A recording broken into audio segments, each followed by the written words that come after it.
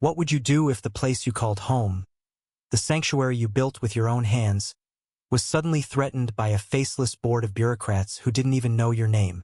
For Jackson Reed, this wasn't just a hypothetical. It was a cold, hard notice slipped under his cabin door on a frosty October morning in the Blue Ridge Mountains. The paper, crisp and official, demanded he tear down his beloved cabin within 48 hours or face legal action from the Whispering Pines Homeowners Association. The reason? His cabin, a rugged, hand-hewn structure of pine and cedar, violated their aesthetic standards. Jackson's blood boiled as he read the words, but a spark of defiance ignited in his chest. They wanted a war? He'd give them one. Jackson wasn't your typical mountain dweller. At 42, he was a former corporate lawyer who'd traded suits and skyscrapers for solitude and sawdust. 5 years ago, he'd left Charlotte's gleaming offices behind, driven by a gnawing emptiness no paycheck could fill. He bought a plot of land in Whispering Pines, a gated community nestled in the rolling hills, not for its manicured lawns or cookie-cutter mansions, but for the raw, untouched acre at its edge. There, he built his cabin, board by board, with nothing but a hammer, a saw, and a stubborn dream of freedom. It wasn't much, 800 square feet, no electricity, just a wood stove and a view of the stars, but it was his. To the HOA, though, it was an eyesore, a blemish on their pristine vision of suburban perfection. The notice wasn't the first jab from the HOA for years. They'd sent letters about his unkempt property, his refusal to pave his dirt driveway, his wildflower garden that dared to defy their approved plant list. Jackson ignored them, tossing their complaints into the fire. But this was different. This was a guillotine, and his home was on the chopping block. He had 48 hours, 2 days to erase years of sweat and soul. As he stood on his porch, the notice crumpling in his fist, a figure emerged from the mist. It was Clara, his neighbor, a wiry woman in her 60s who'd lived in Whispering Pines since its inception. Her face was etched with worry, but her eyes gleamed with something else, anger. "They're coming for you, Jackson," she said, her voice low. "They've been planning this for months. I heard them at the last meeting. They think your cabin lowers property values." Clara wasn't like the others in Whispering Pines.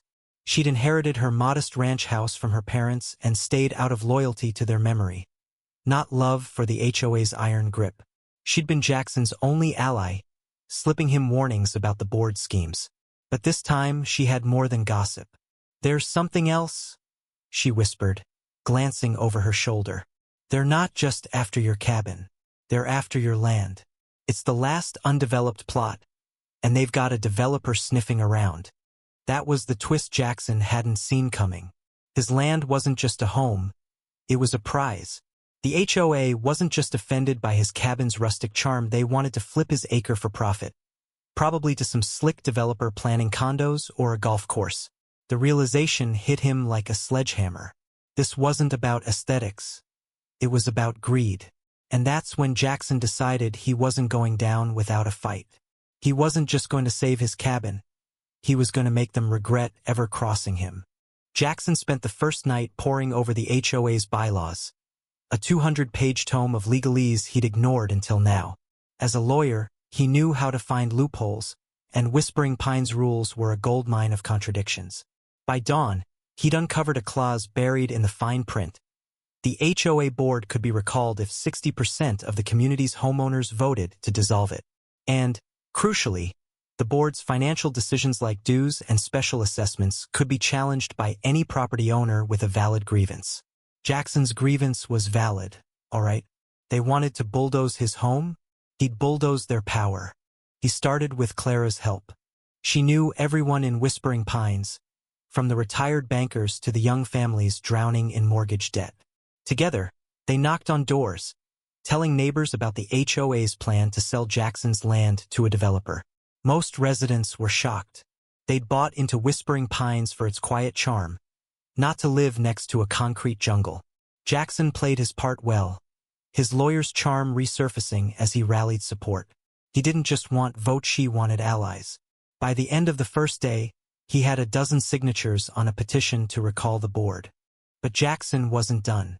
If the HOA wanted to play dirty, he'd play dirtier. He found another gem in the bylaws. As a homeowner, he could propose amendments to the HOA's financial structure at the next emergency meeting. So he did. He drafted a proposal to triple the annual dues and impose a special assessment, a community beautification fee, of $5,000 per household. The irony was delicious. The HOA claimed his cabin was an eyesore, so he'd make them pay to keep their precious aesthetic. He knew most residents couldn't afford the hike. It was a pressure tactic, pure and simple. If they wanted to save their wallets, they'd have to vote out the board. The emergency meeting was set for the next evening, just hours before Jackson's 48-hour deadline.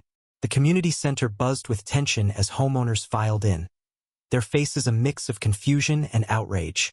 The board, led by Marjorie Tate, a real estate agent with a smile as sharp as a switchblade, sat at the front, exuding confidence. Marjorie had run Whispering Pines like her personal fiefdom for years, and she wasn't about to let a mountain hermit, as she called Jackson, ruin her plans. She opened the meeting with a saccharine speech about maintaining property values and upholding community standards.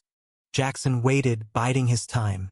When it was his turn to speak, he stood, his flannel shirt and work boots a stark contrast to the board's polished suits. "They want to tear down my home," he began, his voice steady but laced with emotion. "But this isn't just about me. It's about all of us. They're planning to sell my land to a developer, and who's next? Your backyard? Your garden?" Murmurs rippled through the crowd. He laid out his evidence, Clara's testimony, the developer's emails she'd secretly copied, and the HOA's shady financial records.